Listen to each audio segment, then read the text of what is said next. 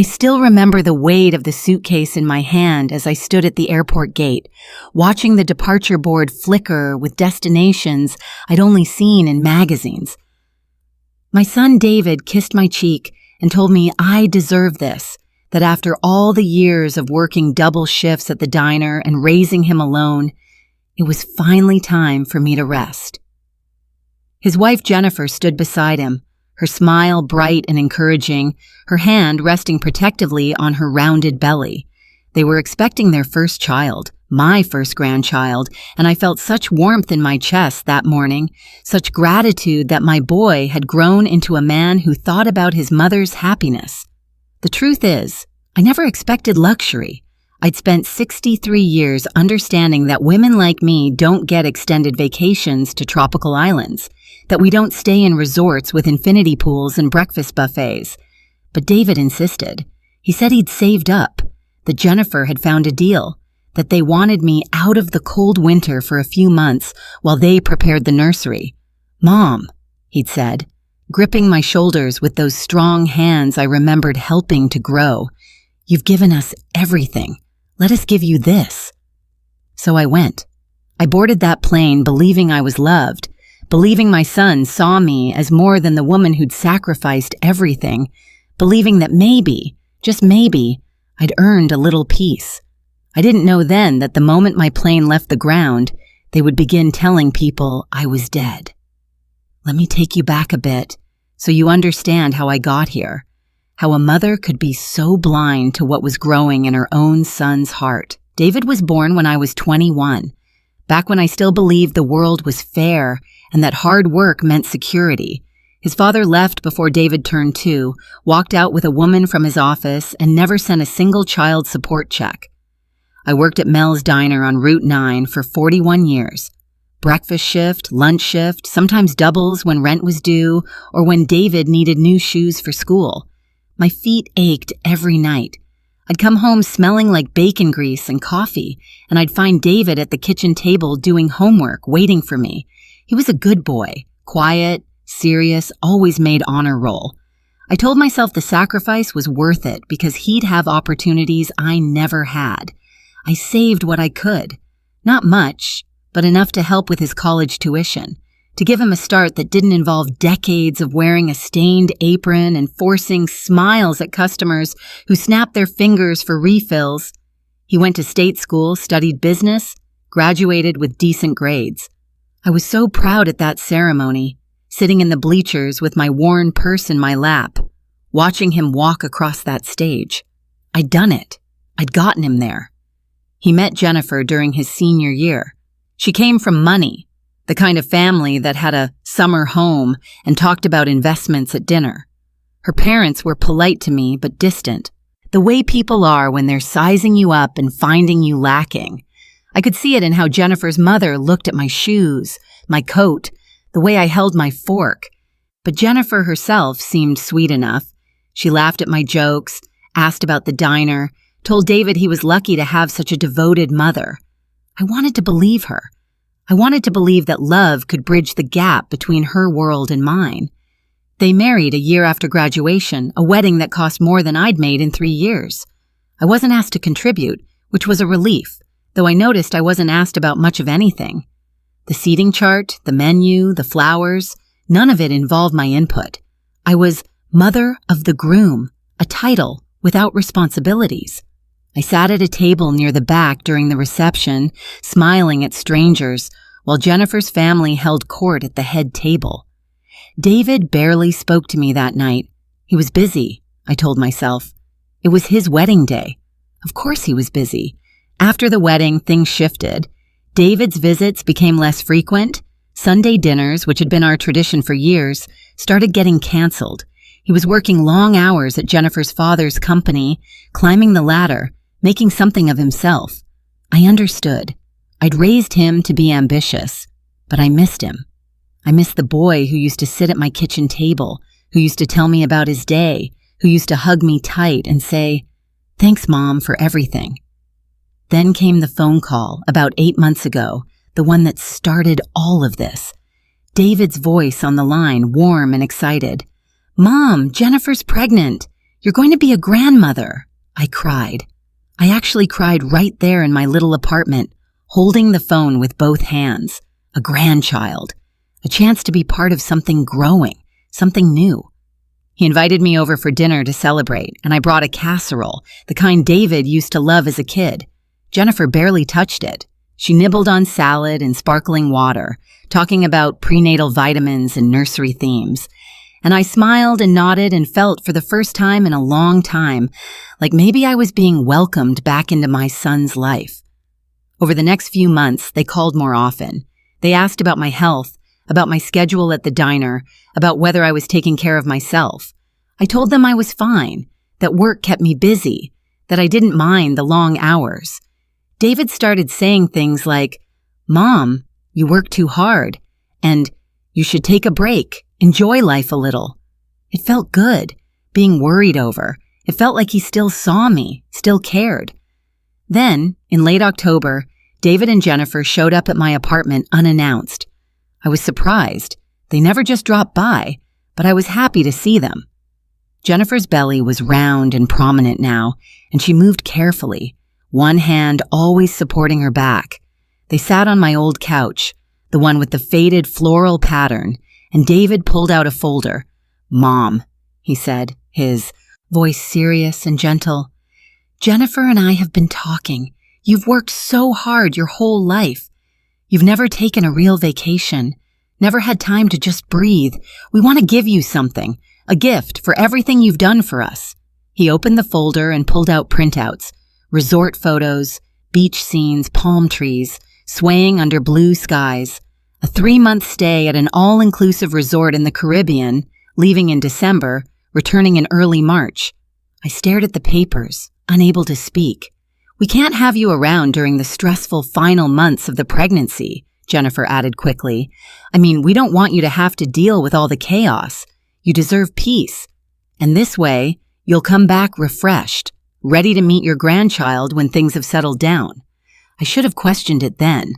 3 months was a long time.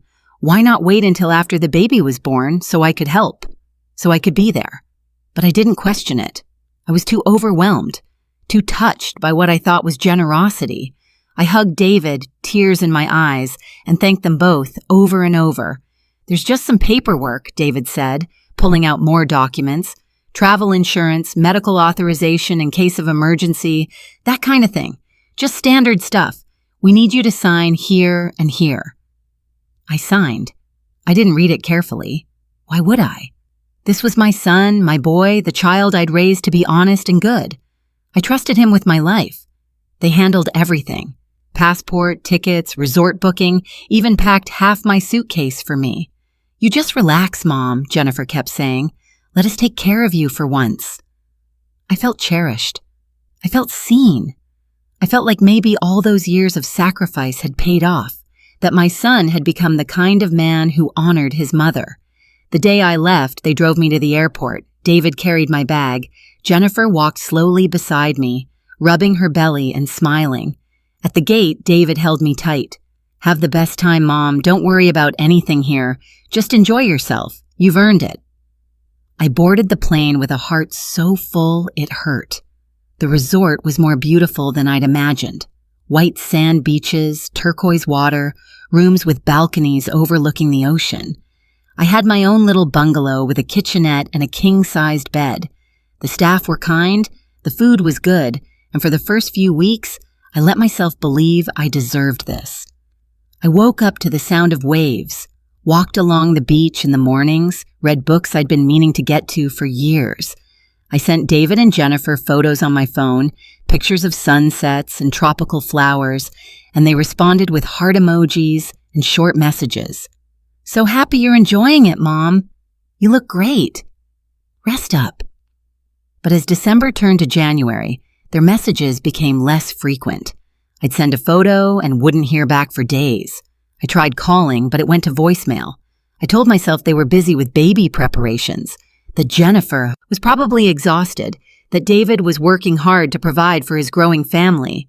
I tried not to feel the small ache of loneliness that started growing in my chest. In mid-January, I tried to call the diner, just to check in with my old coworkers, Maybe hear some familiar voices. The number had been disconnected. That struck me as odd. Mel's had been there for over 40 years. I called the landlord of my apartment building to make sure my rent was being paid from my account like I'd arranged. The number went to a generic voicemail. I felt the first flicker of unease.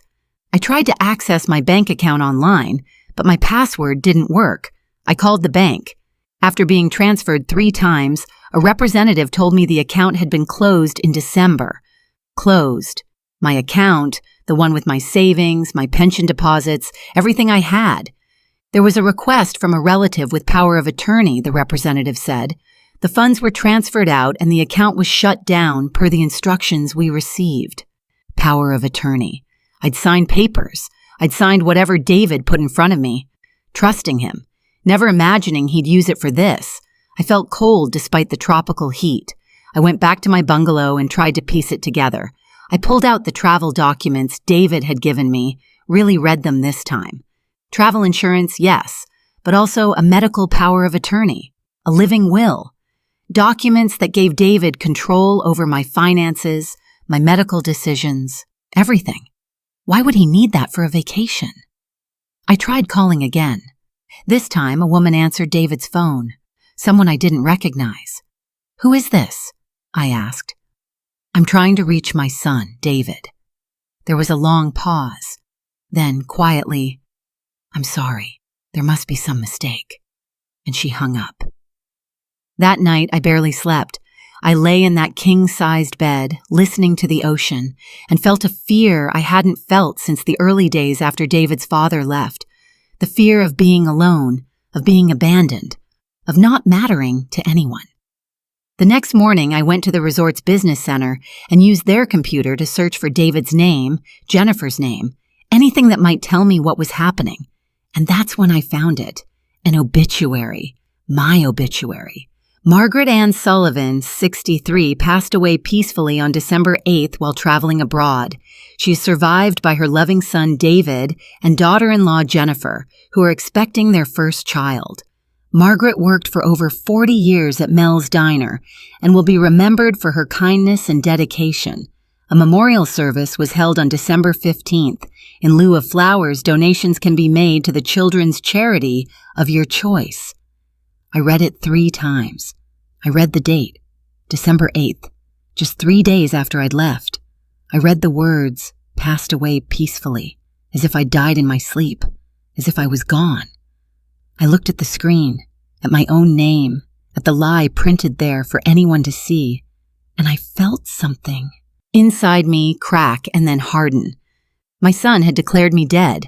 While I was alive, while I was sitting in a resort he'd sent me to, while I was sending him photos of sunsets, he told the world I was gone. Why? The answer came quickly, horribly. Insurance.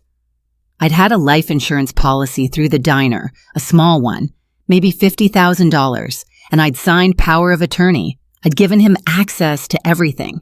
He could claim I'd died abroad, collect the insurance, close my accounts, and by the time I came back, if I ever came back, he'd have everything. Maybe he thought I wouldn't come back. Maybe he thought 3 months in a foreign country, an older woman alone, maybe something would actually happen to me. Or maybe he thought I'd be too ashamed, too broken to fight back when I found out. I sat in that business center, my hands shaking, staring at my own death notice, and I realized my son hadn't sent me on a vacation. He'd sent me away so he could erase me. The first thing I felt was disbelief, the kind that makes you question your own sanity. Maybe I'd misunderstood. Maybe this was a cruel prank, a mistake, something that had a reasonable explanation.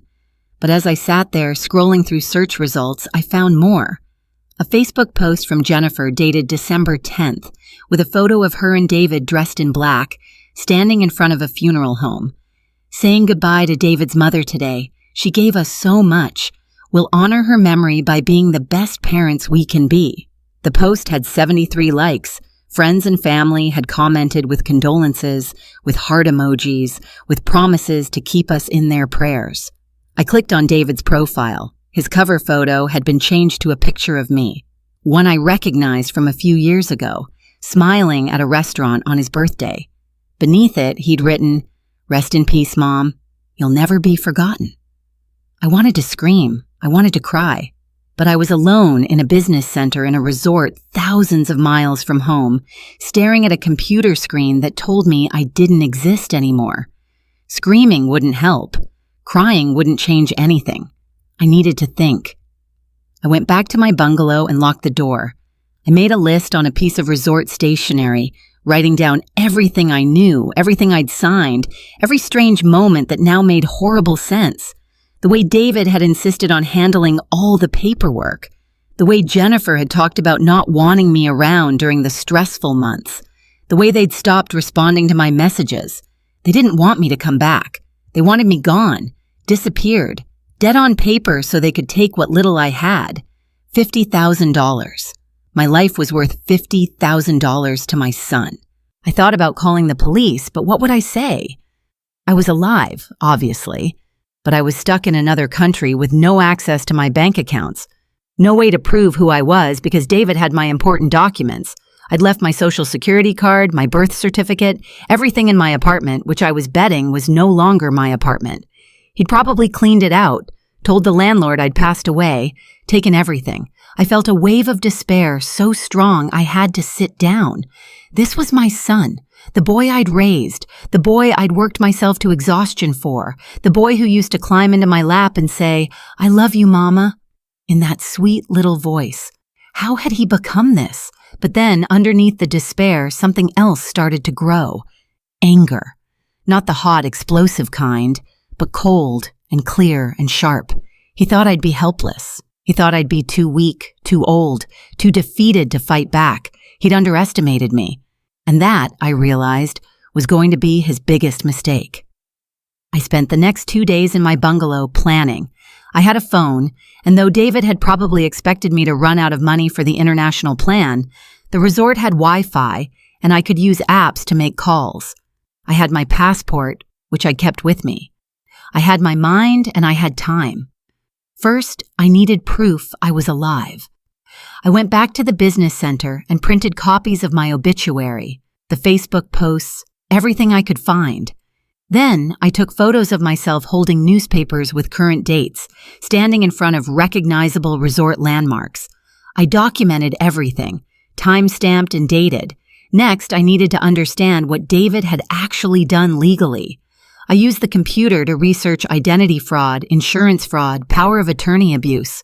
I read for hours, taking notes, understanding the laws, understanding what he'd done and what I could do about it. Then I started making calls. I called the insurance company that held my policy using the customer service number I found online.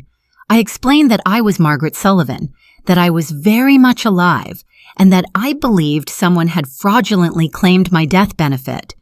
The representative was confused at first, then alarmed. They put me on hold for 20 minutes. When they came back, they confirmed that a claim had been filed in December, that David Sullivan had provided a foreign death certificate and had been paid out $53,000 just 2 weeks ago. "But I'm alive," I said, keeping my voice steady. "I'm calling you right now. This is fraud."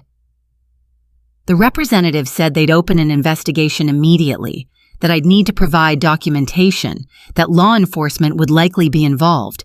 I said I understood.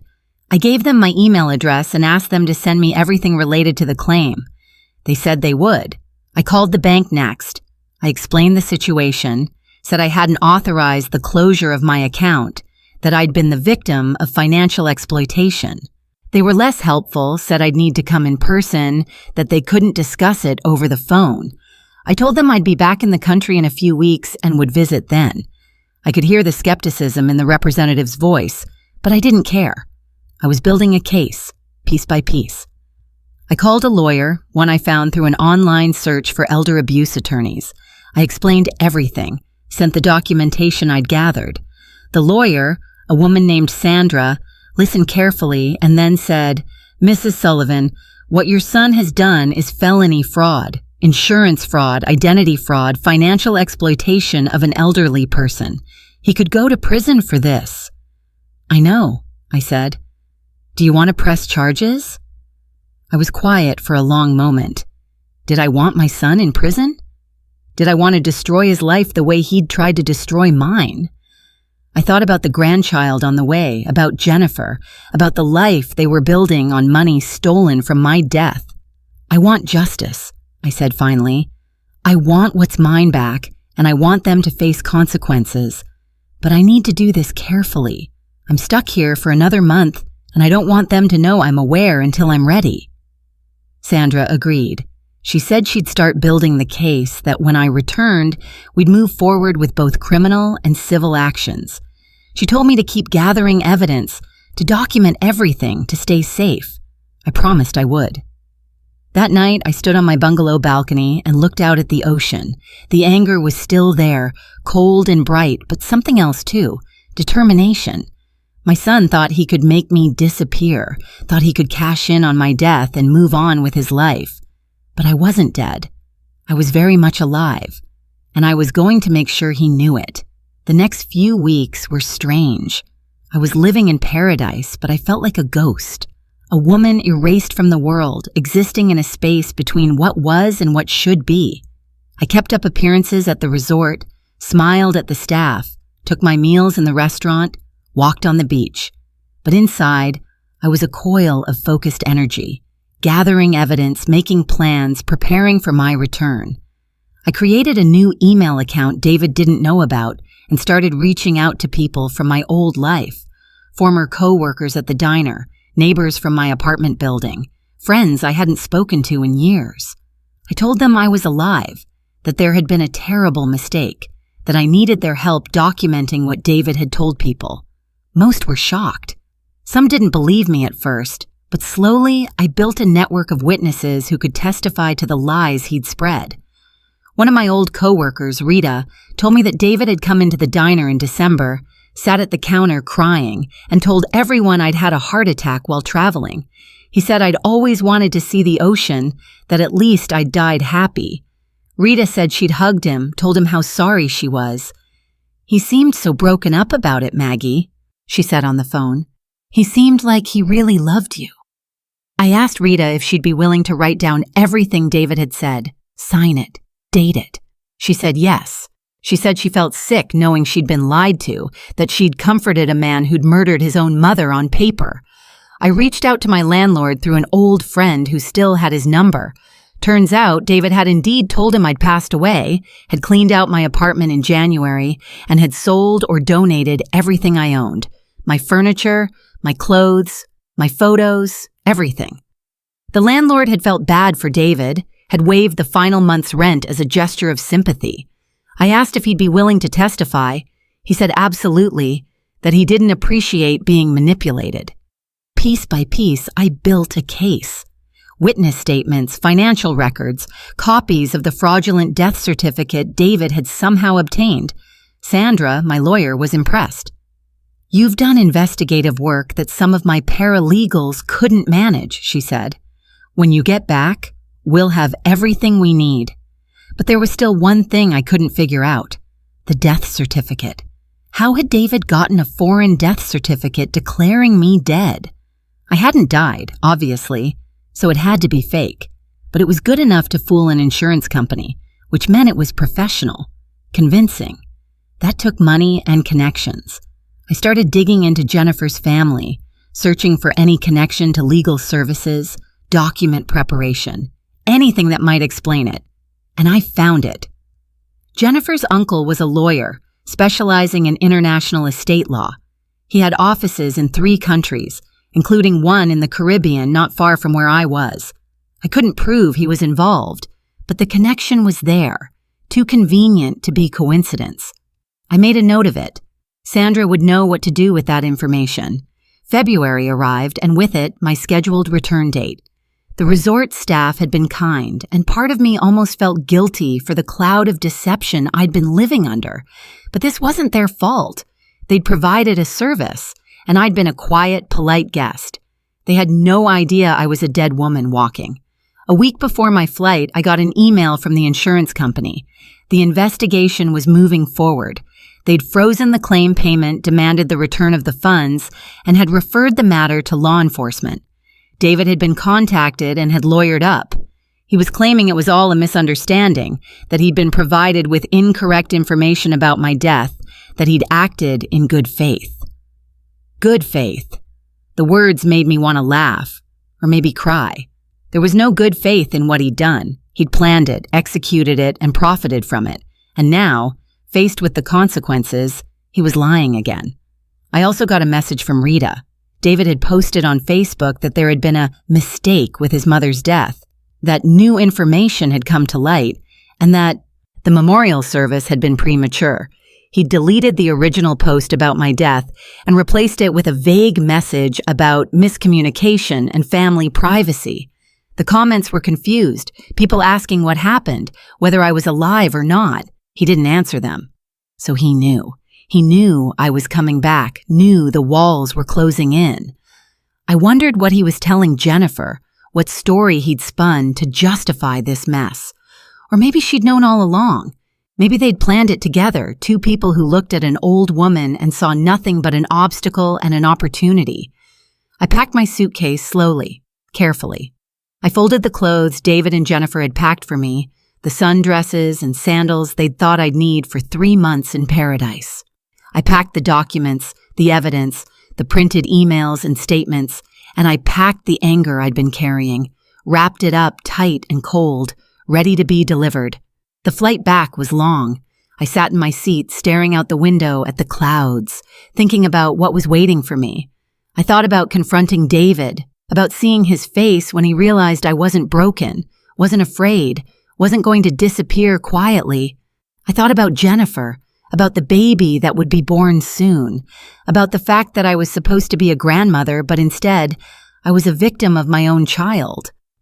I also thought about forgiveness, whether it was possible, whether I even wanted it to be. David had tried to erase me. He'd looked at the woman who'd raised him, who'd sacrificed everything for him, and decided she was worth more dead than alive. Could I forgive that? Should I? I didn't have an answer. Not yet. I landed in early March on a gray, cold morning that felt like a different world from the tropical heat I'd left behind. I took a cab to Sandra's office, not to my apartment, which no longer existed, not to David's house, which I wasn't ready to see yet. Sandra had offered to let me stay in a guest room at her home until things were sorted out, and I'd gratefully accepted. She met me at her office, a woman in her 50s with kind eyes and a firm handshake. "Margaret," she said, "it's good to finally meet you in person. Are you ready for this?" I nodded. "I'm ready." We spent the afternoon going over everything, the evidence I'd gathered, the witness statements, the financial records. Sandra had been in touch with the district attorney's office, and they were prepared to file criminal charges against David for insurance fraud, identity fraud, and financial exploitation of an elderly person. The insurance company was pursuing civil action to recover the funds. My bank had flagged the account closure as suspicious and was cooperating with the investigation. "There's enough here to put him away for several years," Sandra said, "but I need to ask you, Margaret, what do you want out of this? Do you want him prosecuted to the fullest extent, or are you open to a settlement?" I thought about it. Prison time. My son, in prison. The father of my grandchild behind bars. It would destroy his life, his career, his family. But what he'd done to me, what he'd tried to do, that had nearly destroyed me, too. "I want my money back," I said. "Every penny, the insurance payout, my savings, everything he took. And I want a public acknowledgement of what he did. Not just to me, but to everyone he lied to. I want him to face the people he deceived and admit it. And if he refuses, then I want the maximum penalties. Prison, fines, whatever the law allows. I won't let him get away with this." Sandra nodded. "I'll make the offer. We'll see what he says." She called David's lawyer that afternoon while I sat in her office listening. The conversation was brief and professional. Sandra laid out the terms. Return all funds, public apology, admission of guilt, and David would plead to reduce charges with probation instead of prison time. If he refused, we'd go to trial, and Sandra was confident we'd win, which meant felony convictions and significant jail time. David's lawyer asked for time to discuss it with his client. Sandra gave him 48 hours. I spent those 2 days in Sandra's guest room, waiting. I didn't reach out to David. I didn't try to see him or speak to him. I wanted him to sit with the knowledge that I was back, that I was alive, that I wasn't going to let this go. I wanted him to feel a fraction of the fear and uncertainty I felt when I'd seen my own obituary. On the 3rd day, Sandra got a call. David agreed to the terms. He'd return the insurance payout, he'd repay what he'd taken from my accounts, and he'd issue a public apology. In exchange, he'd plead guilty to misdemeanor fraud charges, receive probation, and avoid prison time. "He wants to meet with you," Sandra said. "Before the apology, he says he needs to talk to you in person." I didn't want to see him. The thought of sitting across from my son, looking at the face I'd once loved more than anything in the world, knowing what he'd done, it made me feel sick. But I also knew I needed closure. I needed to hear him say it, needed to understand why. "Okay," I said, "I'll meet him." We met at Sandra's office a week later, neutral ground, witnesses present. David arrived with his lawyer, a thin man in an expensive suit who looked exhausted. David looked worse. He'd lost weight, his face was pale and drawn, and he couldn't meet my eyes when he walked into the room. I sat across the table from him, Sandra beside me, and waited. For a long moment, no one spoke. Then David's lawyer cleared his throat. "My client would like to make a statement." David looked up, finally, and I saw something in his eyes I couldn't quite name. Shame, maybe, or just fear of consequences. "Mom," he said, and his voice cracked. "I'm sorry. I'm so sorry. I don't know what I was thinking. We were drowning in debt. Jennifer's medical bills, the pregnancy complications. Her parents cut us off financially, and I panicked. I saw the insurance policy, and I thought if you were gone, we could fix everything. I didn't think it through. I didn't think about you, about what it would do to you. I just wanted to solve the problem." I listened to him talk, to the excuses and justifications, and I felt nothing. No sympathy, no forgiveness, not even anger anymore. Just a cold, distant sadness for the boy he'd been and the man he'd become. "You thought it through enough to fake a death certificate," I said quietly. "You thought it through enough to lie to everyone we knew, to clean out my apartment, to take everything I had. You thought it through, David. You just didn't care." He flinched. I know, and I'll never forgive myself for it. But please, Mom, please understand. I was desperate. I wasn't trying to hurt you. I just needed the money." "You declared me dead," I said, and my voice was steady, emotionless. "You held a memorial service. You stood in front of people and cried over my body while I was alive, sending you photos, thinking you loved me. You didn't need money, David. You needed a soul." Jennifer started to cry then. She was sitting beside David, her belly huge now, the baby due any day. "We're so sorry, Margaret," she whispered. "We'll pay you back. We'll make it right. Please, we have a baby coming. David can't go to prison." I looked at her, at the tears running down her face, and wondered if they were real or just another performance. I wondered if she'd cried at my fake funeral too. "You're going to pay me back every cent," I said. "And David is going to tell everyone what he did, publicly, on social media, to everyone he lied to.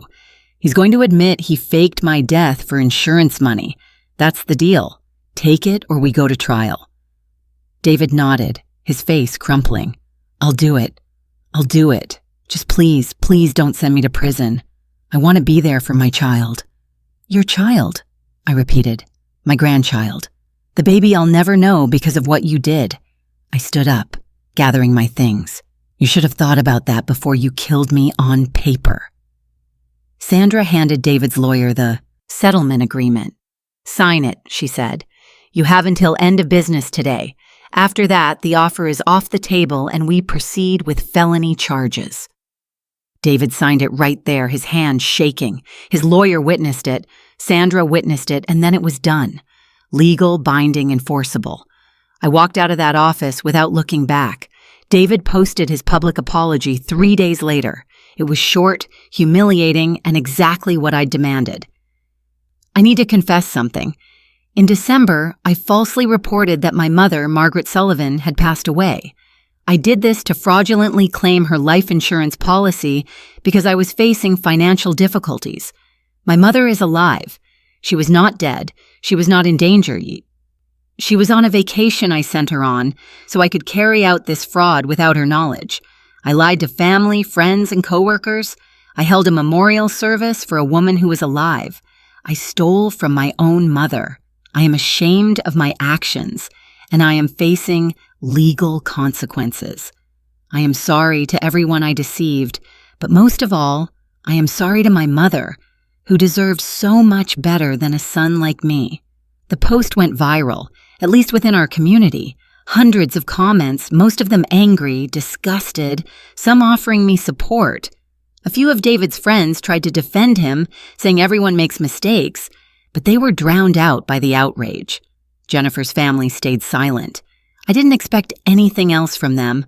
I didn't respond to the post. I didn't comment, didn't react, didn't engage. I let it stand on its own, a permanent record of what he'd done. The insurance company got their money back. My bank accounts were restored, though it took weeks of paperwork and verification. Sandra helped me find a new apartment, a small 1-bedroom in a quiet building. Nothing fancy, but it was mine. I furnished it slowly, piece by piece, rebuilding the life David had tried to take from me. I went back to the diner.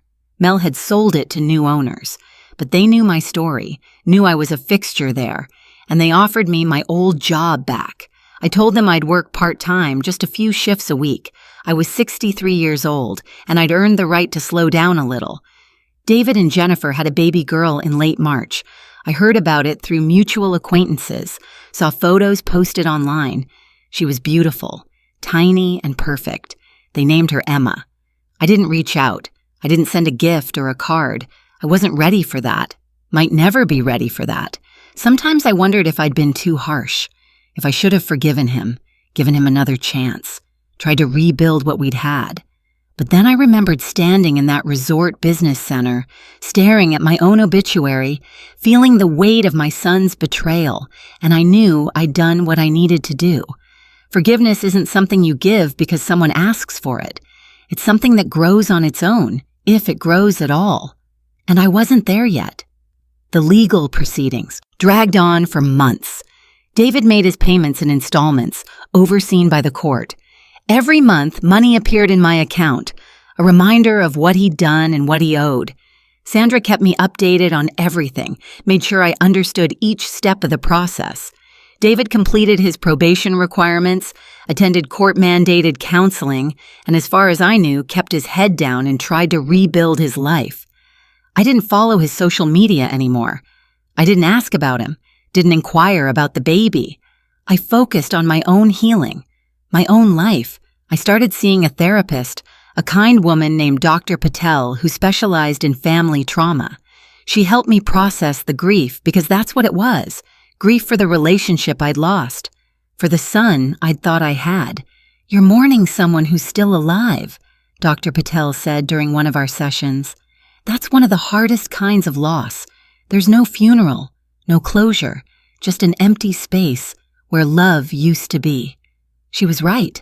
I mourned David, the little boy who'd held my hand crossing the street, the teenager who'd brought me flowers on Mother's Day with money from his part-time job, the young man who'd walked across that graduation stage while I cried with pride. That David was gone, if he'd ever really existed. In his place was a stranger who'd looked at his mother and seen dollar signs. Summer came, hot and humid, the kind of weather that made my old bones ache. I worked my shifts at the diner, came home to my quiet apartment, and slowly built a routine that felt like peace.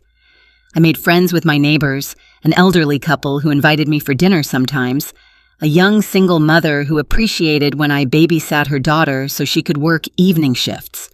I found purpose in small connections, in being useful and needed in ways that felt genuine.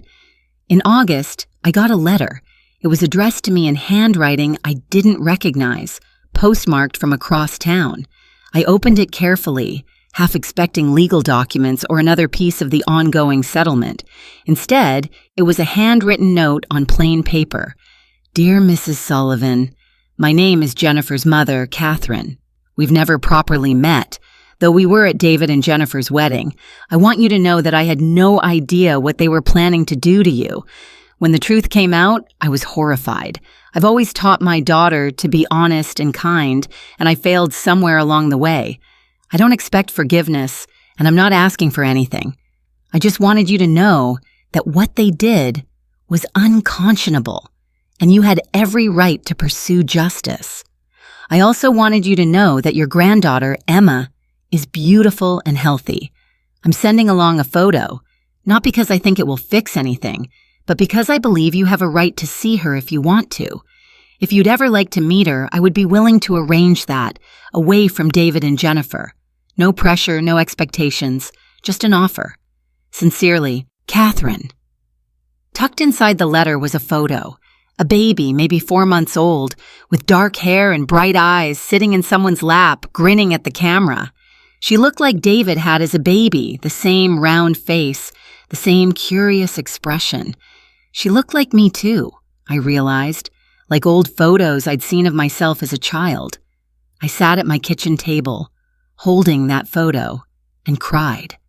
I cried for the grandmother I should have been, for the relationship stolen from me, for the innocent child who'd been born into this mess. Emma hadn't asked for any of this. She didn't deserve to grow up never knowing her grandmother because her parents were criminals and liars. But I also wasn't sure I could do it. Could I separate Emma from David and Jennifer? Could I build a relationship with this child while maintaining the boundaries I'd set with my son? Was it even fair to her to be caught in the middle of this broken family? I showed the letter to Dr. Patel at our next session. She read it carefully, looked at the photo, and then looked at me. What do you want to do? She asked. I don't know, I admitted. Part of me wants to meet her, to be part of her life. But another part of me is terrified. What if David and Jennifer use her to manipulate me? What if they try to weasel back into my life through her? What if I open that door and it all falls apart again? Those are valid fears, Dr. Patel said, but let me ask you this. If you don't meet her, if you close that door completely, how will you feel 5 years from now? 10 years from now? Will you regret it? I thought about it. I thought about Emma growing up, asking questions about her grandmother, being told some version of this story. I thought about her never knowing me, never understanding that she had someone else who could love her, who wanted to love her, if given the chance. I'd regret it, I said quietly. I'd always wonder what I missed. Then maybe that's your answer. I waited a week before responding to Catherine's letter. I wanted to be sure, wanted to think it through from every angle. Finally, I wrote back, keeping it simple and honest. Dear Catherine, thank you for your letter and for the photo. Emma is beautiful. I would like to meet her, but I need to set some boundaries. I'm not ready to see David or Jennifer. If you're willing to facilitate visits between Emma and me without them present, I'd be grateful. I don't know what this relationship will look like long term, but I'd like to try. Thank you for reaching out, Margaret. Catherine responded quickly, suggesting we meet at a park near her home the following Saturday. She'd bring Emma, and we could spend some time together, see how it went. No pressure, she wrote. Just a grandmother meeting her granddaughter. Saturday arrived, and I was more nervous than I'd been in months. I dressed carefully, nothing too fancy, just slacks and a nice blouse, and drove to the park Catherine had suggested. It was a beautiful day, warm but not too hot, with a light breeze that made the trees rustle overhead. Catherine was waiting on a bench near the playground, a stroller beside her. She was a woman in her 60s, well-dressed and composed, with kind eyes that reminded me a little of Jennifer's, though without the calculating edge I'd seen in my daughter-in-law. Margaret, she said, standing as I approached, thank you for coming. Thank you for arranging this, I replied. She gestured to the stroller and I looked down. Emma was awake, chewing on a stuffed toy, her eyes bright and curious. When she saw me, She smiled, that gummy, joyful baby smile that makes your heart clench. "Would you like to hold her?" Catherine asked. I nodded, not trusting my voice. Catherine lifted Emma out of the stroller and placed her in my arms. She was warm and solid, surprisingly heavy for such a small person, and she smelled like baby lotion and milk. She looked up at me, studying my face with serious concentration, and then she reached up and grabbed my nose. I laughed, a real laugh, the first one in months that felt completely unforced. "Hello, Emma," I whispered. "I'm your grandma." We spent an hour at that park. Catherine and I talked, carefully at first, then more easily as we found common ground. She told me she'd cut off financial support to David and Jennifer when she'd learned what they'd done, that she'd been furious and ashamed. "I raised her better than that," Catherine said, shaking her head. "Or I thought I did. I don't know where we went wrong."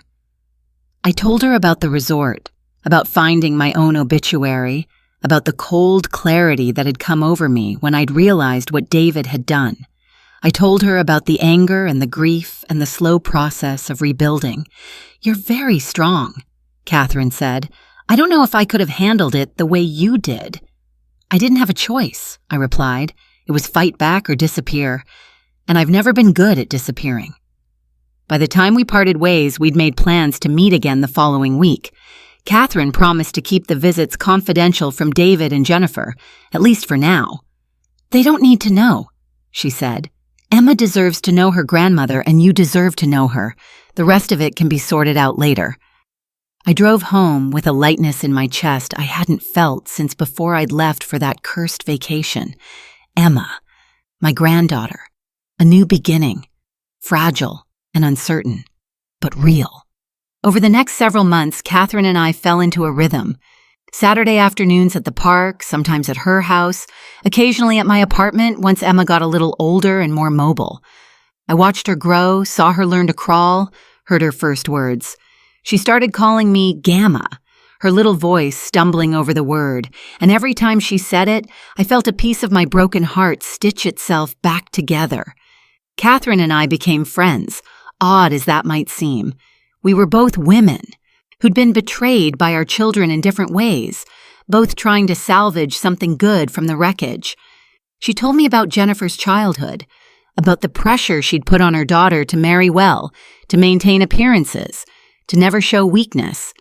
"I think I taught her that image mattered more than integrity," Catherine admitted one day. "That's on me." I didn't disagree, but I didn't pile on either. We all make mistakes raising our children. We all do damage we don't intend. The difference is whether we acknowledge it and try to do better. David found out about the visits in November. I don't know how. Maybe Emma said something when she was with them, or maybe someone saw us at the park and mentioned it. He called Catherine furious, demanding she stop facilitating contact between Emma and me. Catherine told him no, told him he'd lost the right to make demands when he'd committed fraud against his own mother. He tried calling me directly. I didn't answer. He sent emails, long, rambling messages about how he'd changed, how he was sorry, how he deserved another chance. I deleted them without reading past the first few lines. He sent a letter to my apartment asking me to please consider forgiving him, consider being part of his life again, consider giving him the relationship with his mother he'd destroyed. I wrote back once, just once, keeping it brief. "David, you made your choices, and I've made mine. I will have a relationship with Emma because she deserves to know her grandmother, but I will not have a relationship with you. You betrayed me in a way I cannot forgive.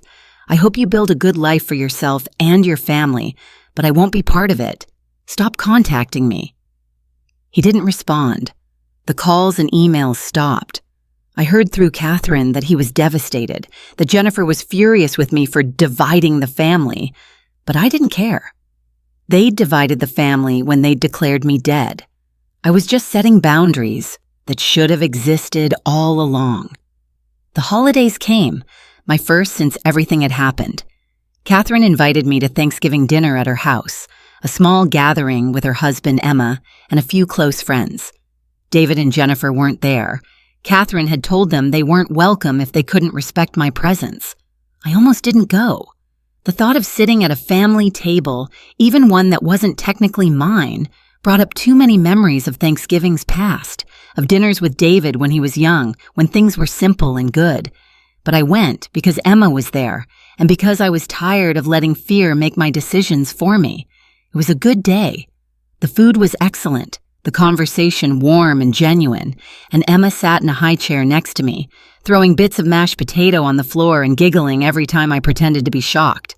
I felt, for the first time in a year, like I belonged somewhere, like I was part of something that mattered. Christmas, I gave Emma her first present from me, a stuffed bear that played a lullaby when you squeezed it.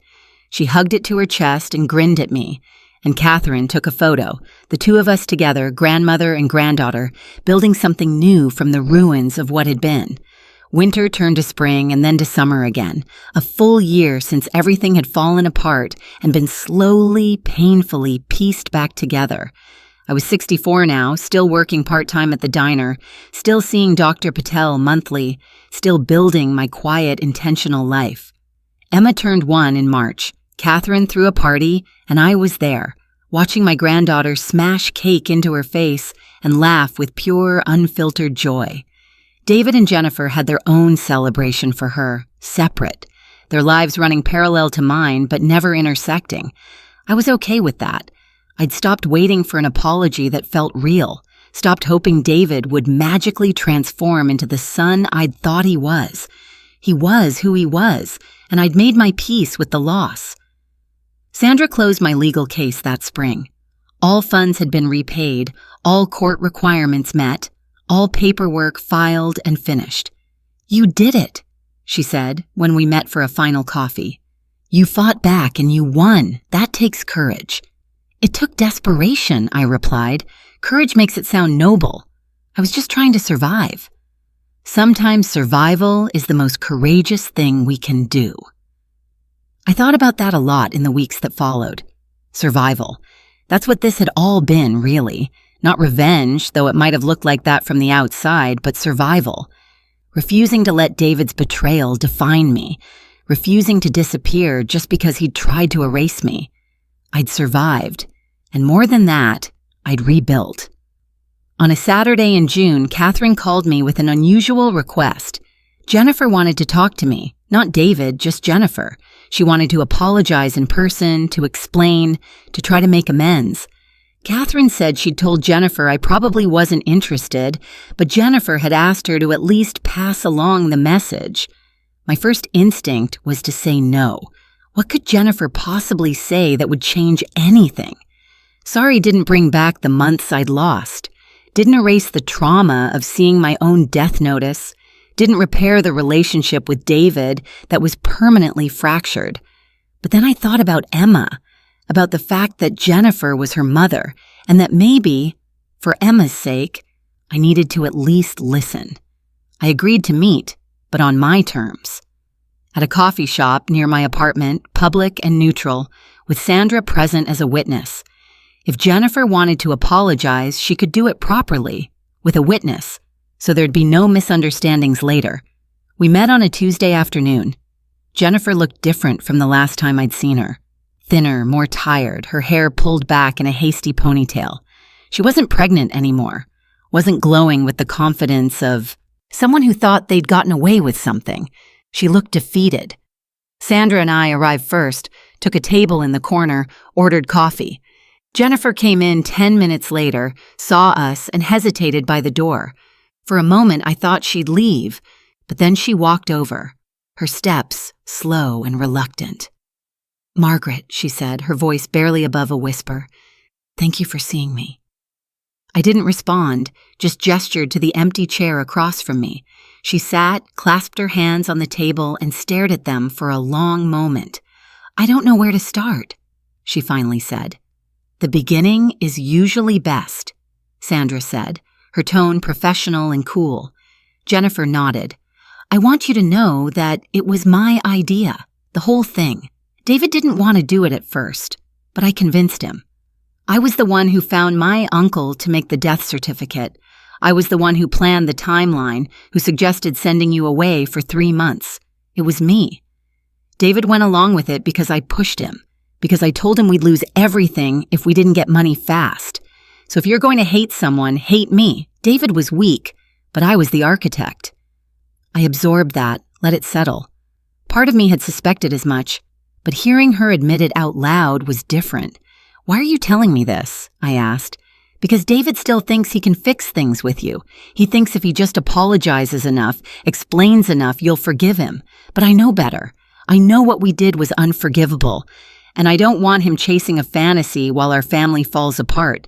He needs to move on, and he can't do that if he's still hoping for your forgiveness. So this is about him, I said, not about actually being sorry. No, Jennifer said quickly. I am sorry. I'm so sorry. What we did to you was monstrous. I think about it every day.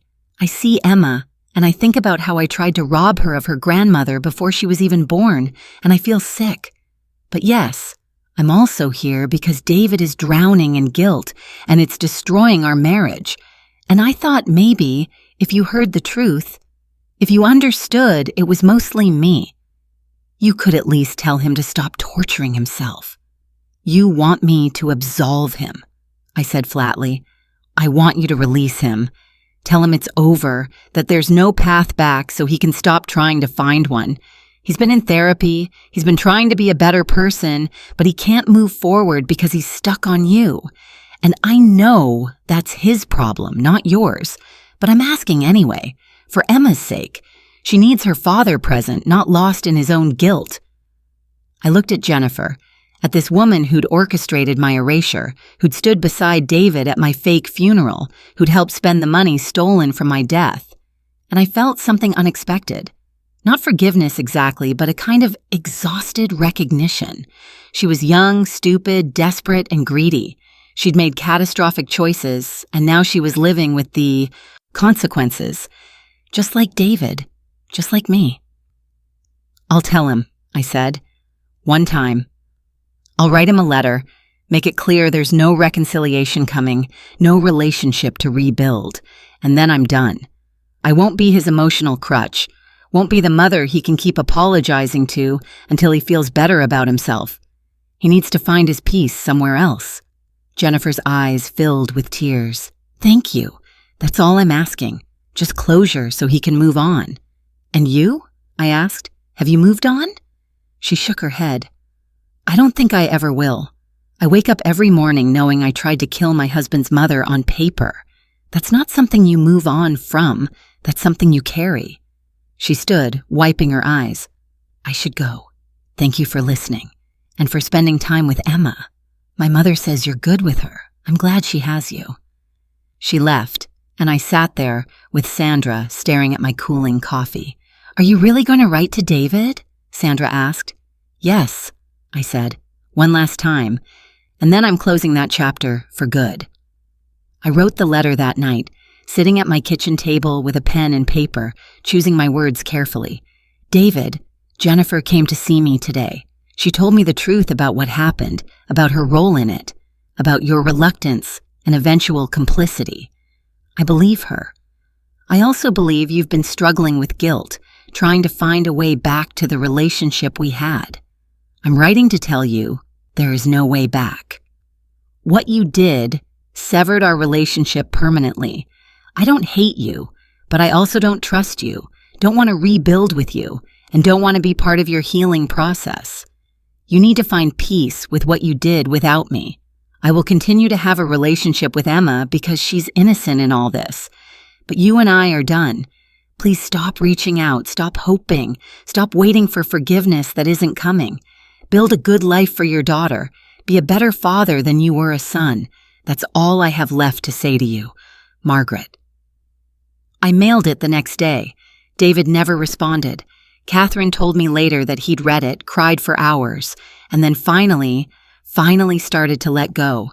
He threw himself into being a father, into his work, into therapy. He stopped asking about me, stopped bringing me up. He moved on, or at least started to. And so did I. 2 years have passed since I stood at that airport gate, believing my son loved me enough to send me on vacation. 2 years since I discovered my own obituary. 2 years since my life exploded, and I had to rebuild it piece by piece. I'm 66 now, still working at the diner, still seeing Dr. Patel, though less frequently, still living in my small apartment, still building quiet, meaningful connections with the people around me. I've made peace with the smallness of my life, with the fact that I won't have big adventures or grand gestures. I have enough. I am enough.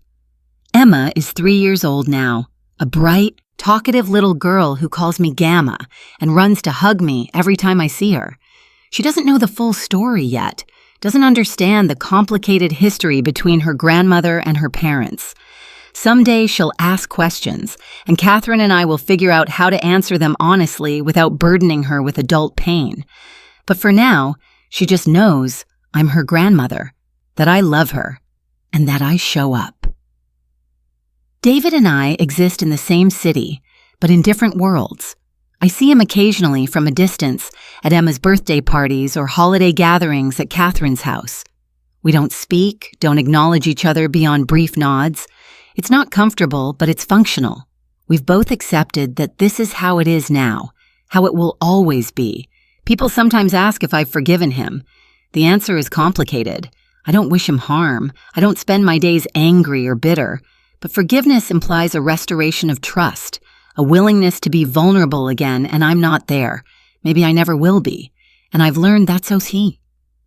Forgiveness isn't required for healing. Sometimes boundaries are enough. I think about that version of myself who boarded the plane 2 years ago, so full of gratitude and trust, so blind to what was coming. She was naive, maybe, too willing to believe the best of people, too eager to be loved. But she was also resilient in ways she didn't know yet. She survived. She fought back. She rebuilt. And she learned that being erased isn't the end of the story if you refuse to stay gone. This is my story, my real-life story. Not a movie or a novel, but the messy, painful, ultimately survivable reality of betrayal and recovery. It's a story about a son who chose money over his mother, about a mother who chose herself over easy forgiveness, and about a little girl who became the bridge between two fractured worlds. If there's a moral here, it's this. You are not obligated to forgive people who've tried to erase you. You are not obligated to make peace with those who've stolen from you, lied about you, or tried to make you disappear. You are allowed to set boundaries, to protect yourself, to build a life that feels safe even if it feels small. And you are allowed to find joy in unexpected places, to love the people who show up for you, to be present for the moments that matter. I was declared dead, but I refused to stay buried. I came back, not for revenge, though it might have looked like that, but for myself, for the right to exist, to be seen, to take up space in a world that had tried to erase me.